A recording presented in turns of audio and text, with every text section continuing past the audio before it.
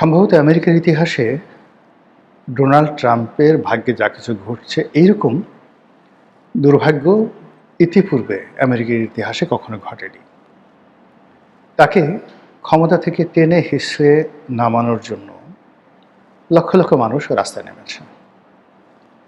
এই প্রথম আমেরিকাতে একবার গৃহযুদ্ধ হয়েছিল আব্রাহাম লিঙ্কনের জমানাতে। তখন সেনাবাহিনীর মধ্যে একটা বিদ্রোহ হয়েছিল, আর আমেরিকা যুদ্ধের সময় কিন্তু সেনাবাহিনীর মধ্যে বিদ্রোহ হয়েছিল, যে বিদ্রোহের একটা অংশ নেতৃত্ব দিয়েছিলেন মেজর জর্জ ওয়াশিংটন। একইভাবে এই মুহূর্তে ইরান যুদ্ধ নিয়ে মার্কিন সেনাবাহিনীতে বিদ্রোহ দেখা দিয়েছে। আপনারা জানেন যে মার্কিন সেনা প্রধান থেকে শুরু করে অন্তত 1 ডজন শীর্ষ 4 স্টার জেনারেল, 4টি তারকা বিশিষ্ট 4 স্টার জেনারেল, আমাদের দেশের একেবারে ওয়াকারুজ্জামানের মতো পূর্ণমাত্রার জেনারেল যারা আছেন,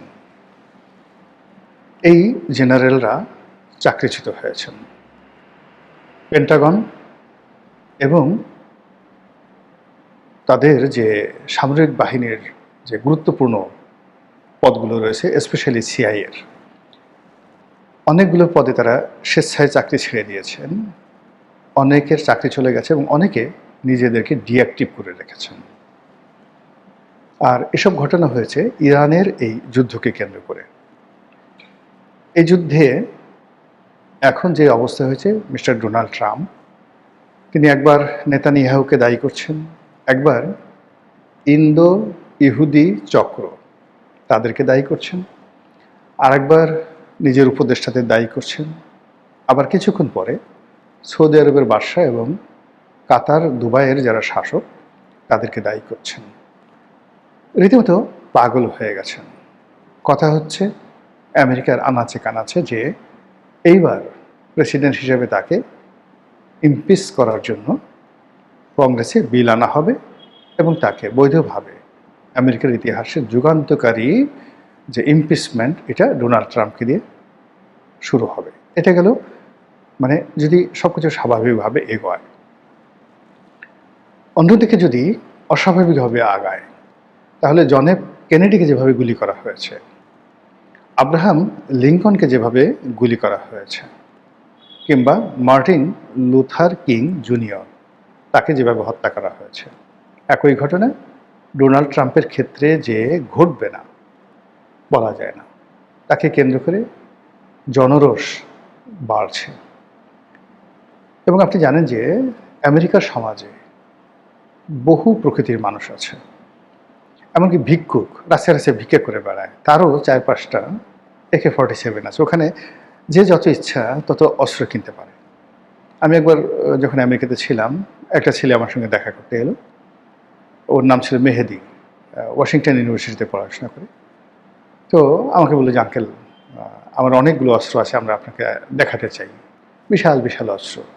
সে প্রায় 16-17টা অস্ত্র সে কিনে সেগুলো সে সাজিয়ে রেখেছে।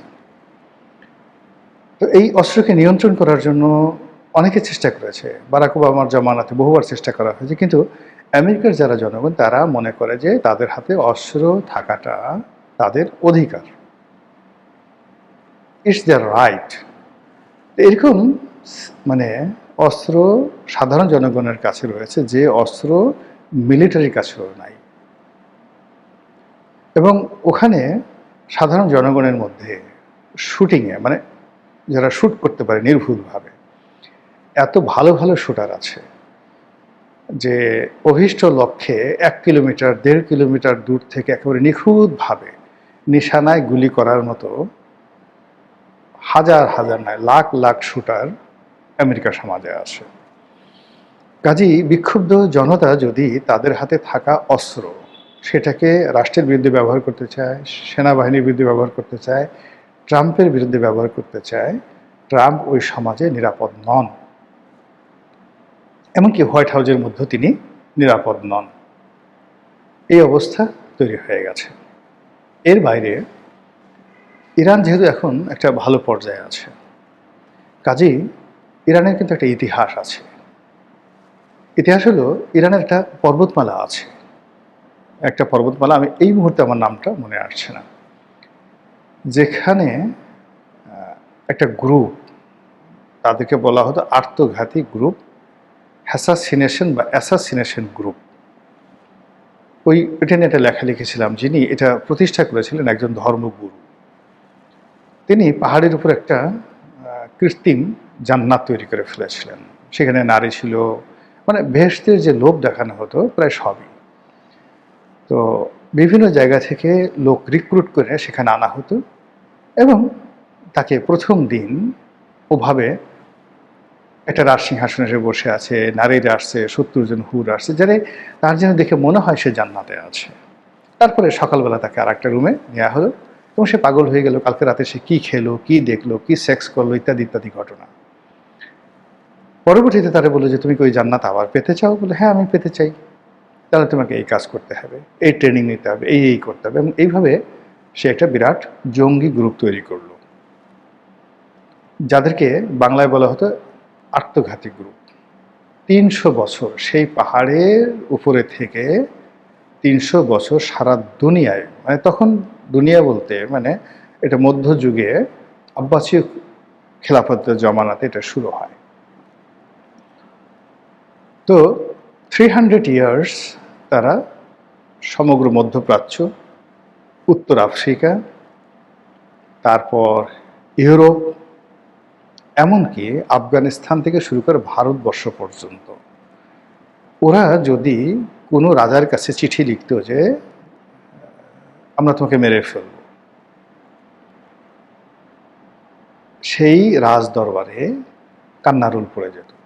এইভাবে যে কত রাজ পরিবার তারা শেষ করে দিয়েছে 300 ইয়ার্স বলা যায় না। এবং বহু মানুষ চেষ্টা করেছে, তারা 17 বার সালাউদ্দিন আইয়ুবীকে খুন করার চেষ্টা করেছে এবং 17 বার আইয়ুবী খুন করার পর বহু চেষ্টা করেও সে কিন্তু, মানে শুধু তিনি নন, অনেকে বহু চেষ্টা করে সেই পাহাড়ে গিয়ে সেই ইরানি আত্মঘাতী গ্রুপটাকে শেষ করতে পারেনি।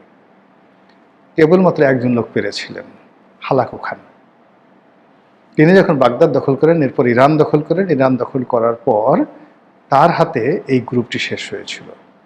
তো এই যে আত্মঘাতী গ্রুপ তৈরি করে 300 বছর ধরে পৃথিবীর সমস্ত বড় বড় রাজদরবার থেকে নিয়মিত তারা ট্যাক্স কালেকশন করত এবং রাজারা, মন্ত্রীরা তাদেরকে ট্যাক্স দিয়ে নিরাপত্তা বোধ করত। এই হলো ইরানের আত্মঘাতী গ্রুপ তৈরি করার সক্ষমতা।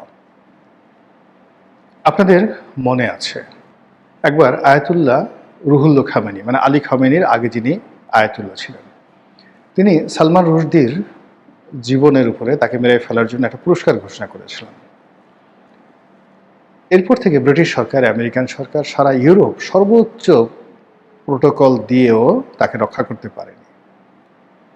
সেই আয়াতুল্লাহ খামেনির মৃত্যুর অনেক বছর পরে ওই এক লোক সেই ফতোয়ার ভিত্তিতে তাকে আক্রমণ করেছে। বহুবার আক্রমণ করেছে, ফেল করেছে, কিন্তু একবার আক্রমণ করে তার একটা চোখ অন্ধ করে দিয়েছে। এখন দেখবেন সালমান রুশদির একটা চোখ অন্ধ। এই হলো আমেরিকার আত্মঘাতী গ্রুপের পারঙ্গমতা। হান্ড্রেডস অফ মুসলিম নয়, মানে মিলিয়নস অফ মুসলিম, ইরানি ভাবাদর্শের মুসলিম, তারা ইরাকের বসবাসকারী, সিরিয়া, পুরো মধ্যপ্রাচ্যে, যারা ইরানের আয়াতুল্লাহদের যে কোনো এই হুকুমকে জান্নাতের টিকিট মনে করে, তারা আমেরিকাতে কি করছে, কি করবে, এটা এখন পর্যন্ত কিন্তু বলা যাচ্ছে না। ফলে কি হলো, আমেরিকার যারা লোকজন তারা তো ইতিহাস জানে। আমেরিকাতে অনেক ইন্টেলেকচুয়াল আছে, বহু বিশ্ববিদ্যালয় ইসলামের এই বিষয়গুলো নিয়ে গবেষণা করে। ফলে তারা যে কোনো মূল্যে এই যুদ্ধটা সমাপ্তি চাচ্ছে, আমেরিকান জনগণ। দ্বিতীয়ত, এই যুদ্ধ যারা করেছে, অনার্য যুদ্ধ যারা করেছে, তাদেরকে বিচার করতে চাচ্ছে।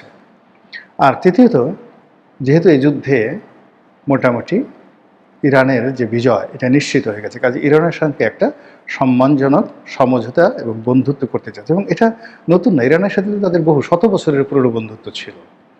শুধুমাত্র ইসলামিক রেভলিউশন হওয়ার পর সম্পর্কটা খারাপ হয়েছে, কিন্তু ইরানের যে টোটাল যে সিস্টেমটা, সেই সিস্টেমের সঙ্গে তো তাদের বন্ধুত্ব আজকের নয়, শত বছরের পুরনো বন্ধু। সেই বন্ধুত্ব তাদের আবার হতে পারে। আমেরিকান জনগণ চাচ্ছে সেই বন্ধুত্ব করার জন্য। আর সেই বন্ধুত্ব করার ক্ষেত্রে they have two problems. Number one, Donald Trump, R second, Benjamin Netanyahu, অর্থাৎ এখন ইসরায়েলের প্রধানমন্ত্রী। ইরানের সাথে এই যুদ্ধ যদি আর 2 সপ্তাহ প্রলম্বিত হয়, এই দুজনের কপালে কি আছে বলা যায় না। সারা ইরান জুড়ে এখন বলতে গেলে যুদ্ধের মধ্যে আনন্দ হচ্ছে। একদিকে আকাশে ফাইটার প্লেনগুলো ঘুরে বেড়াচ্ছে ইসরায়েলের এবং যাকে বলা হয় আমেরিকার, আর অন্যদিকে লক্ষ লক্ষ ইরানি নারী এবং পুরুষ অস্ত্র হাতে তুলে নিয়েছে। আমাদের ছেলেরা মেয়েরা যেভাবে গুলি করে, মানে যে খেলনা পিস্তল দিয়ে গুলি করে এক ধরনের বাঘ মারে, হাতি মারে, ওভাবে আকাশে কোনো হেলিকপ্টার দেখলে, প্লেন দেখলে, ক্ষেপণাস্ত্র দেখলে ইরানি জনগণ গুলি ছুঁড়ে সেটার জবাব দেওয়াটাকে একটা আনন্দ মনে করছে। এবং আকাশে বিমান দেখা মাত্রই তারা অনেকে নাচ গান শুরু করে দেয় ইরানের রাস্তায়, এবং এরকম অনেক ছবি চলে আসছে। তো মানুষের মধ্যে যখন আত্মবিশ্বাসটা এই পর্যায়ে চলে আসে, এবং বাংলাদেশ 1971 সালে কিন্তু একই অবস্থা হয়েছিল, যেখানে 93,000 সৈন্য, 93,000 শুধু ঢাকা ক্যান্টনমেন্ট এবং আশেপাশে ছিল, 93,000 সৈন্য, যারা 16 ডিসেম্বর আত্মসমর্পণ করেছে। তো ছড়িয়ে ছিটিয়ে ধরেন আরও ছিল। এই শূন্য, এই বিপুল বিক্রম, এত অস্ত্র, গোলা বারুদ, এর মধ্যে মুক্তিযোদ্ধারা লুঙ্গি পরে তাদের সামনে লুঙ্গি ড্যান্স দিত ওই সময়টিতে। বিস্ময়কর, যে ইতিহাস জেনেছি, পড়েছি, এটা না দেখলে বোঝা যায় না, আর এটা এই ইরানের এই সময়টিটা দেখছি। এর ফলে এই ইরান এবং আমেরিকার যে যুদ্ধ, এই যুদ্ধ পৃথিবীর রাজনীতির যে কোর্স অফ অ্যাকশন, এটা পরিবর্তন করে দেবে। আমরা জানি না আল্লাহর হিসাব কি, আমরা জানি না মহান আল্লাহ রাব্বুল আলামিন কি চান, তবে মানুষের মনে জয়, মানুষের মনে ক্ষয়, মানুষের মুখে জয়, মানুষের মুখে ক্ষয়, মানুষের চিন্তায় জয়, মানুষের চিন্তায় ক্ষয়। এই অবস্থা যদি চলতে থাকে, তাহলে এই যে মানুষের মুখ দিয়ে ইরানের যে জয় বের হয়ে গেছে, এবং সেই বিজয় যদি চূড়ান্তভাবে অভীষ্ট লক্ষ্যে পৌঁছায়, তাহলে আমরা একটা পরিবর্তিত নতুন বিশ্ব দেখতে পাবো, এবং বাংলাদেশেও আপনি অনেক কিছু নতুন দেখতে পাবেন। ঘ্যাটাঘ্যাট ফটাফট অনেক কিছু পরিবর্তন হয়ে যাবে। যদি ডোনাল্ড ট্রাম্পের পতন হয় এবং ইরানের বিজয় হয়, বাংলাদেশের 24 ঘন্টার মধ্যে কী যে ঘটবে আপনি কল্পনাই করতে পারবেন না।